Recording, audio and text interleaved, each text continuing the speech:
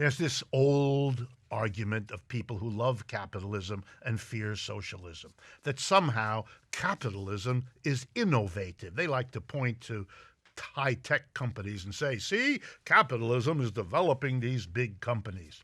I like to answer that with a story.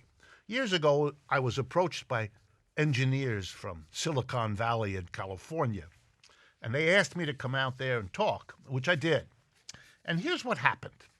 I had meetings and I learned the following, that some of the most important breakthroughs in modern high-tech technology, telecommunications, computers, hardware, software, and so on, were not made in big capitalist corporations.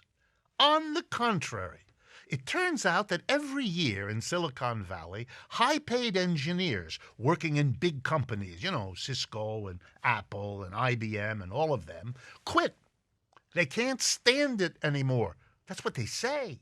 They don't want to come to work in a tie and a jacket. They don't want to come to work to be told by some salesperson what they should be studying or not on their software platforms and so forth and so on. They want to be creative. That's their word. They want to be innovative. That's their word. And they can't be in a capitalist corporation. So here's what they do.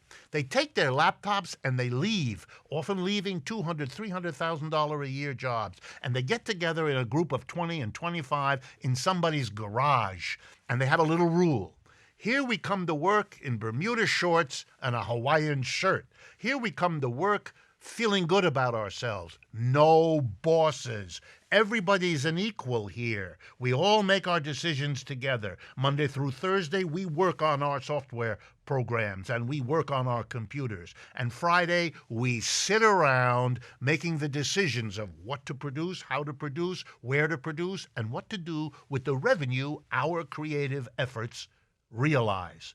It's a democratic workplace. Wow.